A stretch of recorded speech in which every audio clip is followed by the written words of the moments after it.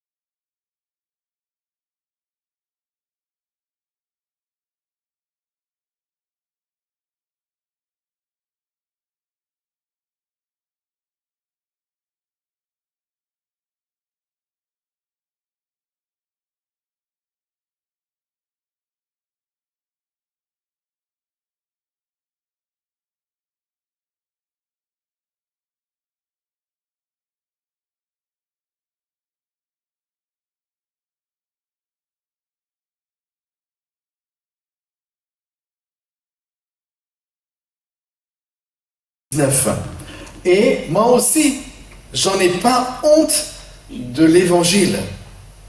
L'évangile et la honte, ça va pas ensemble.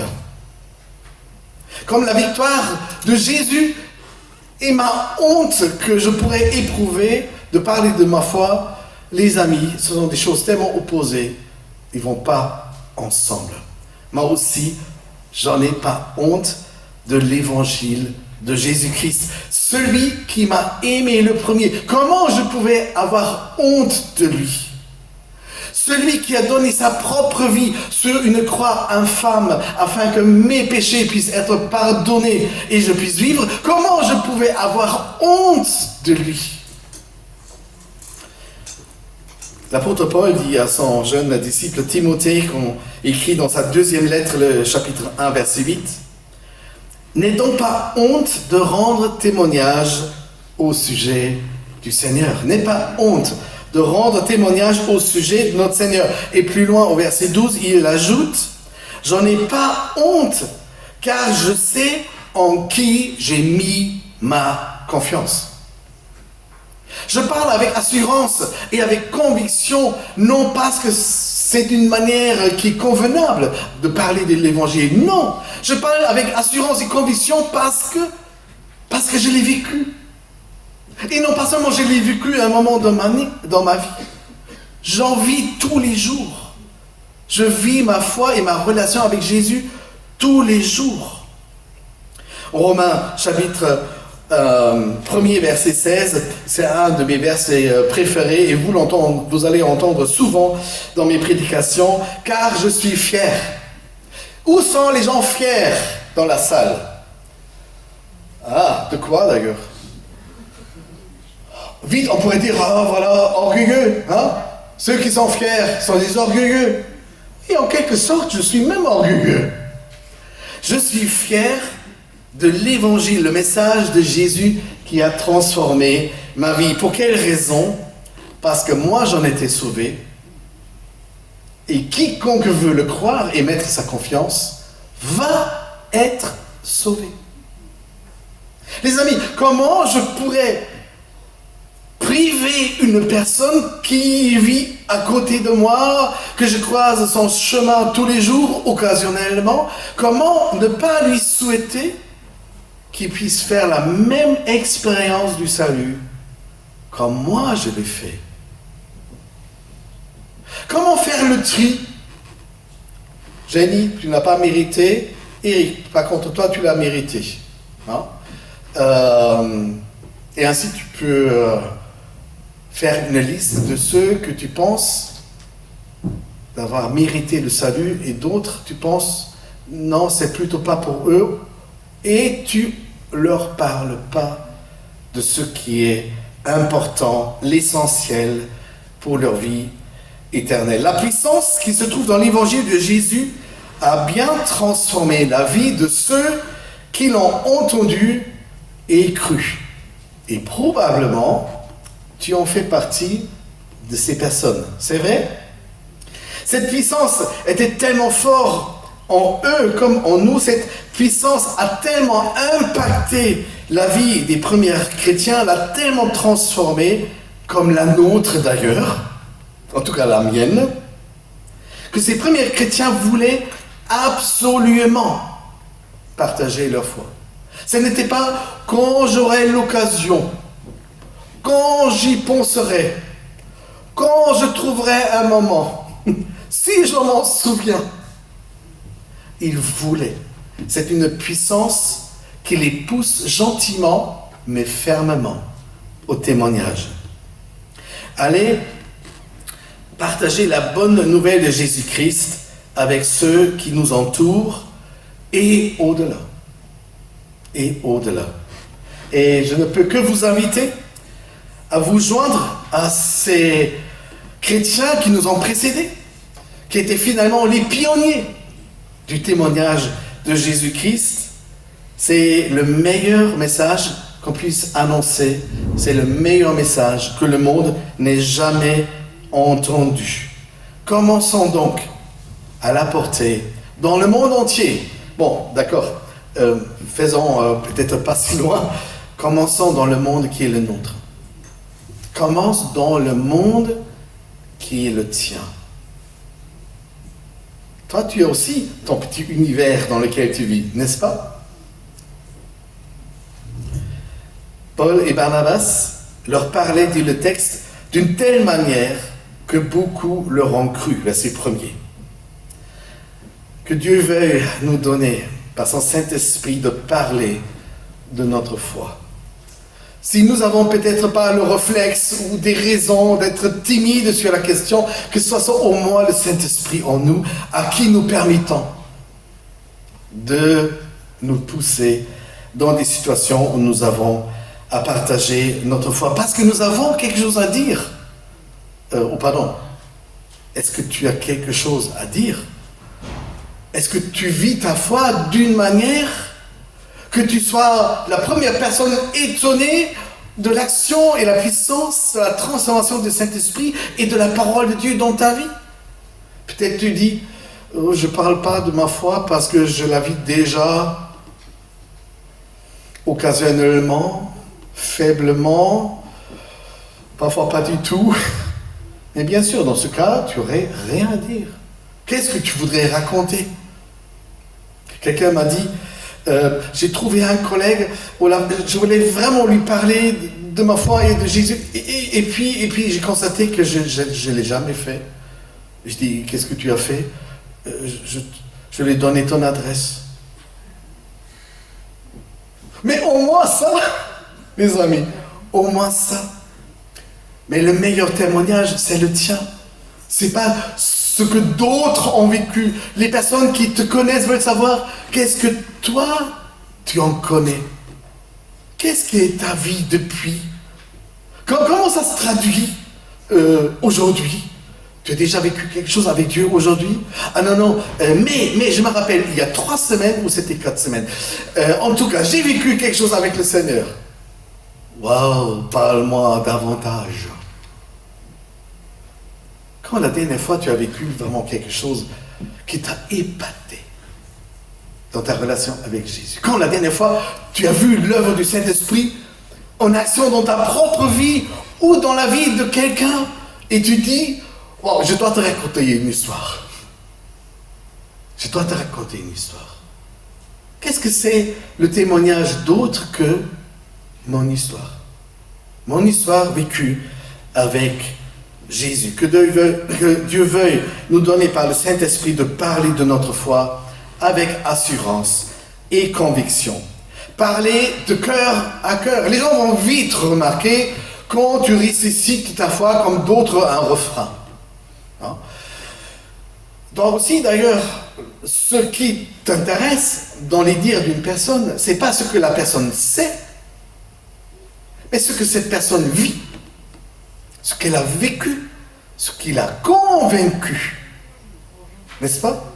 Nous faisons pareil. Nous ne voulons pas écouter les refrains, désolé, je dois le dire, des témoins Jéhovah qui viennent.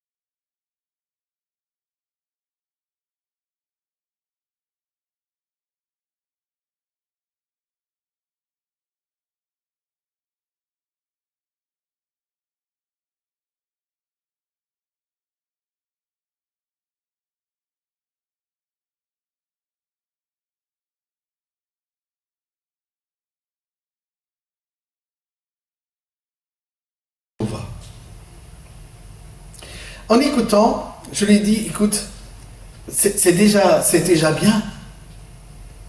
Mais ce que tu me proposes, c'est du deuxième choix. Tu m'invites à me tourner vers Jéhovah et devenir témoin Jéhovah afin que je puisse habiter une terre renouvelée pour l'éternité. Pourtant, j'ai une place bien meilleure. Oui, disait-il, effectivement, si tu as une place au ciel, qu'est-ce que je te raconte? Et qu'est-ce que je te donnerai comme raison de croire en Jéhovah? Je dis, désolé. J'ai même un meilleur sauveur, mort et ressuscité, Fils de Dieu, qui habite en moi. Les témoins Jéhovah ne connaissent pas qu'est-ce que c'est que Dieu habite en eux. Ils sont disciples, ils marchent avec. Ils ne connaissent pas qu'est-ce que c'est le Saint-Esprit qui prend possession de ta vie.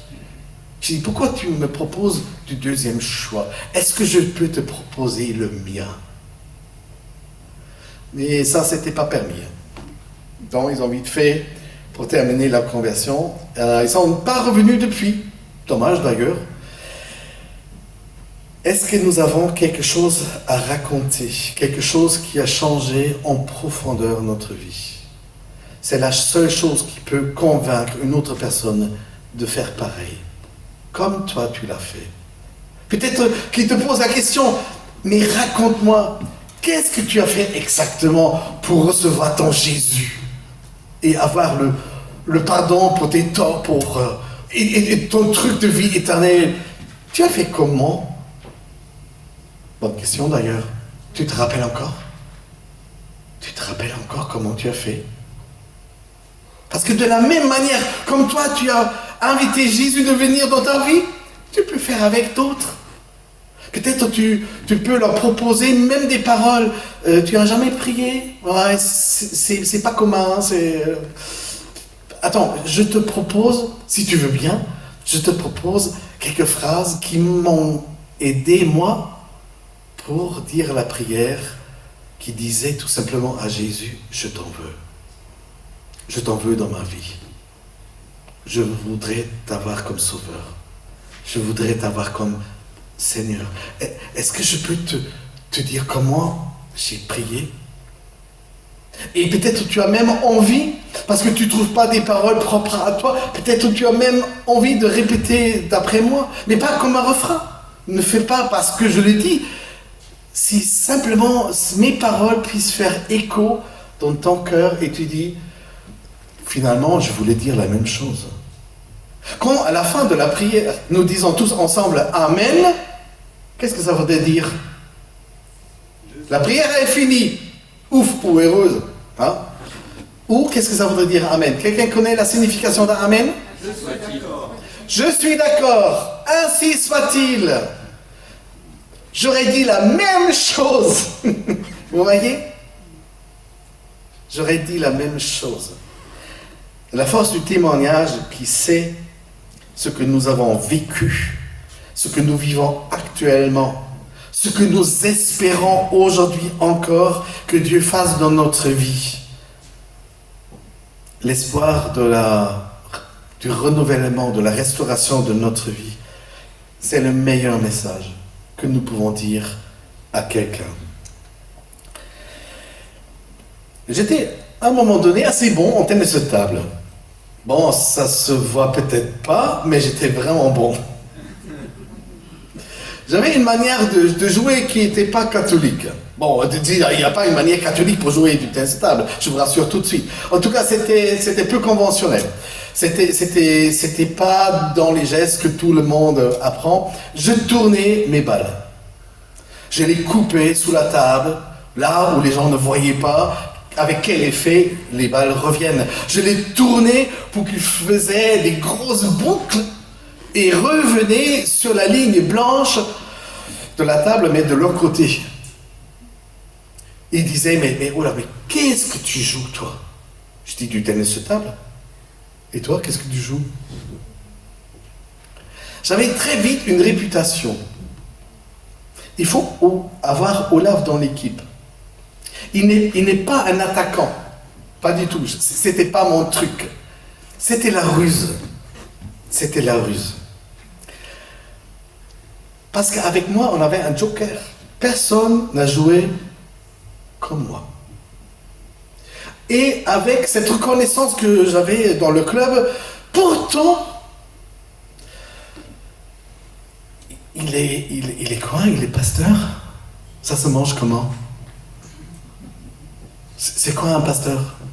Ah, c'est un prêtre, mais qui peut avoir du sexe. Bon, quoique, ça existe aussi chez les prêtres.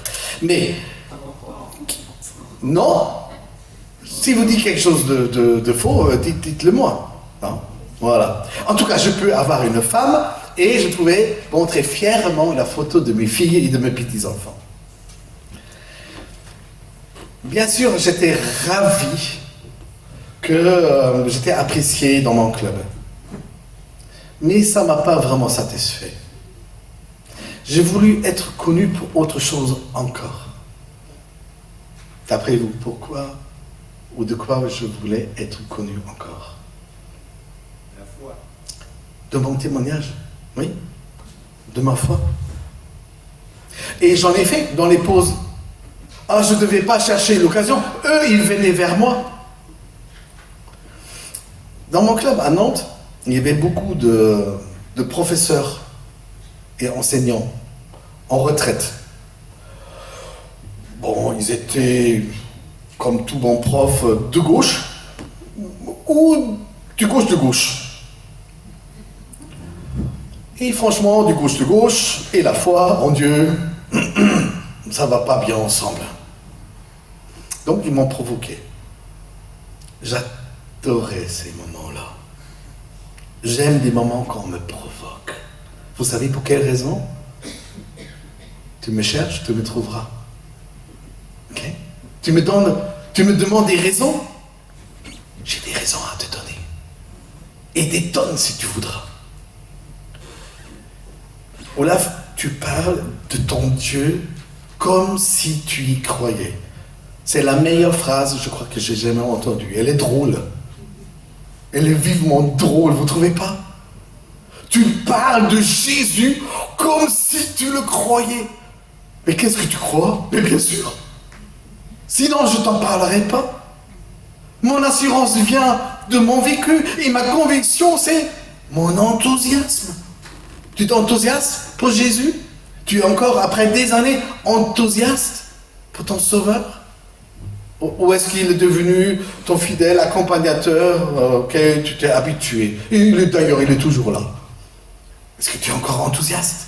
Est-ce que Jésus, sa parole de Dieu, peut encore t'enthousiasmer quand tu le lis, quand tu le pries, quand tu écoutes le Saint-Esprit? Voilà. Et la deuxième phrase que j'adore encore aujourd'hui, c'est « Quand je t'écoute, Olaf, j'avoue, j'aime bien avoir ta foi. » Quand je t'écoute, Olaf, franchement, j'aime bien avoir ta foi. Quand la dernière fois, une personne t'a dit cela, te connaissant chrétien, la personne que tu es devenue, ça me donne envie. Donc je réponds, écoute, tu me donnes 2 minutes et tu l'auras. Ah non, non, je reste tout simplement admirative devant ce que tu crois. Je dis, mais ça ne va pas te sauver. Ça ne va rien changer dans ta vie. Si tu voudrais connaître ma foi, si tu voudrais le recevoir, le connaître, mais donne-moi 2 minutes. Je vais te dire comment faire. D'ailleurs, vous avez remarqué que le texte d'aujourd'hui ressemble drôlement au sujet de nos études bibliques. Comment dire ma foi? Libre de le dire. Bon, c'est Dieu qui a choisi le rythme. Hein? Voilà. Sur son voyage à Rome, où Paul devait se déclarer devant l'empereur parce qu'il était accusé à cause de sa foi, il fait halte à Antioche, je crois, et c'est là que résidait le roi Agrippa. C'est en Actes chapitre 26 que nous lisons à la fin de son témoignage, dans le témoignage de Paul, le roi Agrippa dit à Paul, écoutez bien, arrête, arrête, encore un peu, et tu fais en sorte que je devienne chrétien. Une superbe phrase, je trouve. Arrête de me parler de Jésus. Il ne manque pas encore grande chose et je viens comme toi, chrétien. C'est exactement ce qui est ma prière. C'est exactement ce qui est ma prière quand je parle avec quelqu'un de ma foi, quand je témoigne de Jésus. Pas qu'il arrête d'avoir peur de devenir chrétien comme moi, mais qu'il dépasse cette peur. Dieu ne nous donne pas un esprit de timidité, mais un esprit de force et presque de courage. Un esprit de force et de courage. 2 Timothée 1, verset 7. Mais il est aussi vrai qu'il n'est pas facile. Il n'est pas facile de rester confiant et témoigner de notre foi quand le contexte dans lequel nous vivons nous est pas favorable.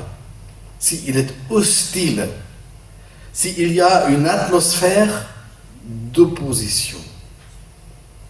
Ce sont les versets 2 et 3. Il y avait une opposition, une forme de non-reçu pour certains. Quand les apôtres Pierre et Jean, bien avant, devaient se justifier à cause de leur foi, la même foi en Jésus devant le grand tribunal de la grande instance religieuse à Jérusalem, en Actes chapitre 4, verset 13, les membres du grand conseil étaient étonnés de voir l'assurance de Pierre et de Jean, car ils se rendaient compte que c'étaient des gens simples et pas instruits. Oh là là, ça c'est moche. Comme des gens simples et pas instruits ne pouvaient pas avoir une assurance ou une certitude, ou de vivre leurs convictions avec enthousiasme. Dans les versets 18 et 19, toujours en Actes chapitre 4, là-dessus, le conseil firent appeler et leur interdire formellement de parler ou d'enseigner au nom de Jésus. Mais Pierre, j'aime bien ce petit mais, non, c'est pas comme ça que ça se passe. Ça se passe comme Dieu le veut. Mais Pierre leur répondit: est-il juste devant Dieu de vous écouter, vous ou plutôt Dieu? Je trouve ça plutôt audacieux. Grande essence religieux de Jérusalem. Est-ce que c'est juste de vous écouter ou on devrait plutôt écouter Dieu? Jugez-vous en même. Quant à nous, nous ne pouvons pas ne pas annoncer ce que nous avons vu et entendu. Nous ne pouvons pas ne pas annoncer. C'est deux fois de négation qui est finalement une confirmation. N'est-ce pas? Il y a un dicton qui est d'ailleurs tiré, comme beaucoup de dictons d'ailleurs dans notre langue française ou allemande ou ailleurs, un dicton qui a pour origine une parole de l'Évangile selon Matthieu, chapitre 12, verset 34. Et vous l'avez certainement déjà entendu quelque part. Ce dont le cœur est rempli, la bouche déborde. De quoi ce matin, par rapport à ta foi, ton cœur est rempli? Commençons déjà avec ce qui est la source de notre foi, où réside notre foi. Parce que si notre foi ne remplit pas notre cœur, c'est pas étonnant que nous n'avons rien à dire. Que tu n'ouvres même pas la bouche, parce que tu sais que c'est vide. J'aurais dû remplir. J'ai complètement oublié de remplir mon cœur de foi. Et oui, ça peut être un oubli. C'est une forme d'un laisser-aller, mais ça vide naturellement ton cœur de la foi qui voudrait sortir, pas de tes oreilles, mais de ta bouche. Témoigner de ma foi en Jésus, c'est apporter la lumière. Ce qui est Jésus dans le monde, et le monde est rempli de ténèbres, dit la Bible. La lumière dérange, et la lumière fait fuir les ténèbres. J'ai 4 filles, et quand elles étaient petites, ils voulaient savoir comment la lumière puisse être vraiment plus forte que les ténèbres. Donc j'ai demandé à mes filles, dans notre appartement, qu'est-ce qui est le lieu le plus noir, le plus sombre, d'après vous? Et probablement chez vous c'est pareil peut-être. Sont les toilettes. Et ce ne sont pas les toilettes, c'est le WC. Okay? Là où il n'y a pas de fenêtre. Chez nous, il n'y avait pas de fenêtre. Il y avait un ventilateur au moins. Donc imaginez, papa et 4 filles rentrent dans les toilettes. Et on a fermé la porte. J'ai peur. Oh, ça fait noir. Je dis, qui se rappelle où est le bouton? Et j'ai vu les petites mains passer par la porte, parce que c'est toujours autour de la porte. Hein? Et voilà, une a trouvé le bouton. Et, d'après vous, qu'est-ce qui s'est produit? Il n'y avait plus de ténèbres. Donc j'ai demandé, est-ce qu'on va les faire revenir, les ténèbres? Oh oui, oh oui, oh oui. Donc, avec une plus grande assurance, cette fois-ci, hein, on a poussé encore le bouton et c'était le noir total. Tu ne voyais pas ta main devant tes yeux. Et je peux vous dire, c'est devenu un jeu qui a duré assez longtemps, je peux vous dire. Tellement, ça les a convaincus que, effectivement, la lumière chasse toujours les ténèbres.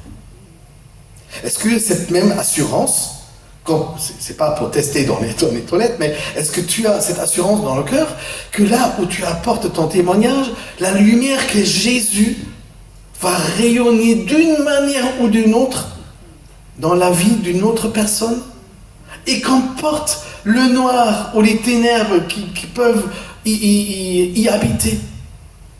La lumière qui vit en toi rayonne dans leurs ténèbres. Si ce n'était pas le cas, les amis, pourquoi on donnerait notre témoignage? S'il n'y avait pas une puissance, une conséquence, quelque chose d'impressionnant derrière, pourquoi on devrait en parler? Personnellement, j'en parlerai pas. Parce que c'est pas impressionnant. Mais ma foi en Jésus, ce que j'ai à dire est impressionnant. Ça m'a déjà impressionné moi-même. D'où mon assurance et d'où ma conviction. Jésus dit d'être la lumière du monde. Je parle de lui et je sais que sa lumière va éclairer les ténèbres de bien de personnes. Et ils ont besoin. L'évangéliste de Jean parle de Jésus d'être la lumière véritable venue dans les ténèbres. Moi, j'ai plus peur des ténèbres parce que je sais comment y apporter la lumière.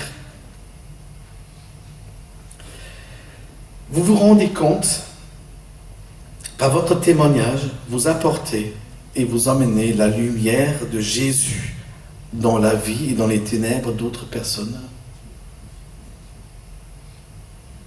Songez tout simplement au bienfait de votre témoignage. Qu'importe la manière comme vous trouvez des paroles, timidement, hésitant, bégant ou autre chose,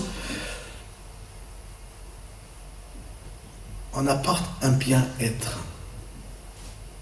Notre témoignage se veut bienfaisant. Je ne voudrais pas m'acquitter d'un devoir. Je voudrais apporter quelque chose de bien, comme un cadeau d'ailleurs comme quelqu'un m'a fait, pour que je devienne à mon tour chrétien. Mon témoignage n'est pas une obligation pour ma vie chrétienne. Je veux le bien d'autres personnes. C'est simple comme cela. Je veux le bien d'autres personnes. Je veux le bien-être pour les gens de ma famille. Et il y a des personnes qui ne croient pas en Jésus. Je voudrais un bien-être pour mon couple. Que la lumière de Jésus brille dans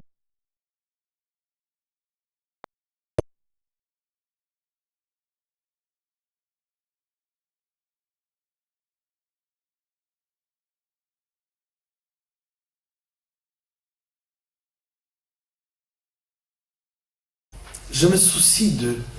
Je me soucie de leur âme. Je me soucie de leurs ténèbres. Je me soucie de leur mal-être. Je me soucie de leur perdition. Parce que moi, je sais je vis. J'ai l'assurance et j'en suis convaincu. J'en parle dans mon voisinage. Depuis que nous habitons dans la rue Jean-Baptiste Lebas, en tout cas dans ce secteur entre le petit rond-point et encore 10 maisons de chaque côté, depuis que nous sommes arrivés, on se fait coucou.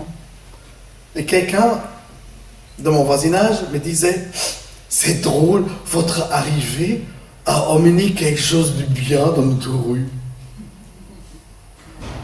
Waouh! Pourquoi?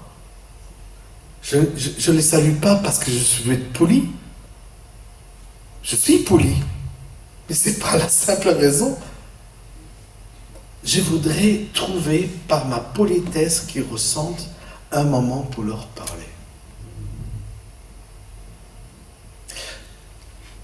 En face de chez nous, il y a un voisin qui a complètement fait rénover sa maison. Et c'est vrai, ça se voit, l'avant et après.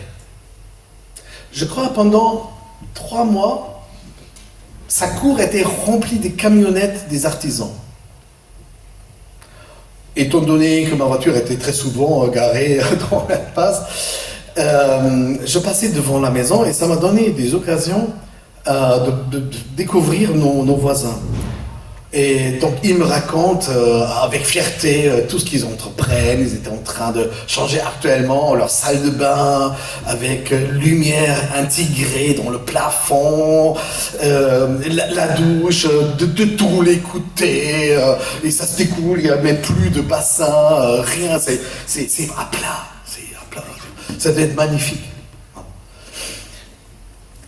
Et à chaque fois que je passais, je me disais, Seigneur, fais-moi trouver un truc afin que je peux leur parler de la rénovation de leur vie. Parce qu'ils sont en train de rénover. Et un jour, ils étaient tous les deux devant la porte. Je crois que je n'avais pas une vraie raison de sortir. J'avoue. Mais je suis sorti comme je voulais retrouver ma voiture. Et je leur demande, et la rénovation, ça continue comment? Ah, c'est presque fini. J'ai dit, chez moi aussi. Hein? Vous aussi, vous avez fait des travaux? J'ai dit, non. Mais vous m'avez parlé de rénovation. Ah, j'ai dit, vous pensez à la salle de bain qui est actuellement rénovée? Non. Toute ma vie était rénovée. J'adore le silence. Ils ne s'attendaient pas à cela. Je dis, mais vous savez, le même soin que vous apportez à votre maison, je crois que nous devrions apporter à notre vie. Vous ne trouvez pas? Est-ce qu'il n'y a pas des chantiers dans votre vie aussi, en tout cas dans la mienne? Il y en a. Depuis, on se parle toujours. Il s'arrête, il vient vers la grille et on cause. J'adore ça, les amis. C'est pas parce que j'ai le message appris comme un refrain. Je prie, les amis. Inc me dit, voilà, à chaque moment, tu sais quoi dire. Et oui, ça me vient vite, mais ça ne me tombe pas dessus. Je prie, je cherche. Je voudrais que les personnes puissent être sauvées. Et les amis, notre témoignage ne reviendra jamais sans avoir fait son effet. Dans notre texte, il est écrit que les uns dans cette ville, Iconium, qui est aujourd'hui dans les pleines terres de la Turquie, les uns se tournent vers Jésus et les autres s'obstinent. Opposition. Refus total, même agitation contre Paul et Barnabas. Les amis, nous n'avons pas une garantie de la réaction des autres, mais nous devons quand même leur permettre de réagir. Vous ne trouvez pas? Nous devons leur permettre de réagir. Les uns vont l'accepter. Les autres vont rester indifférents. C'est très beau ce que vous dites. C'est une jolie façon de dire, vous pouvez continuer, passer. Et d'autres refusent.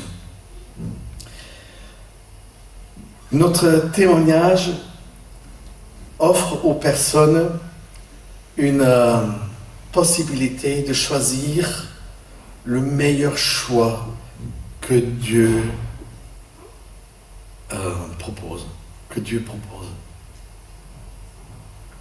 Si je ne parle pas de ma foi, je ne parle pas non plus qu'il y ait un choix possible. Pour cela, je suis pressé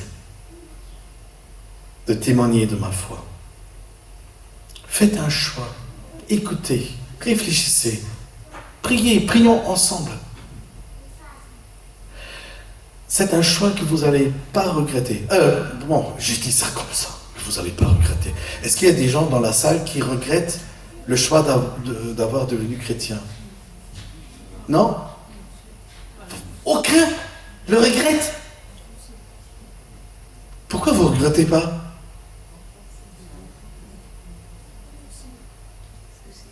Parce que c'est toujours le meilleur, n'est-ce pas? Ok. C'est pour cela, Seigneur, que nous te prions à ce que nous ayons des occasions de parler de notre foi. Là où nous vivons, parce que c'est quand même le meilleur choix de la terre. Voilà.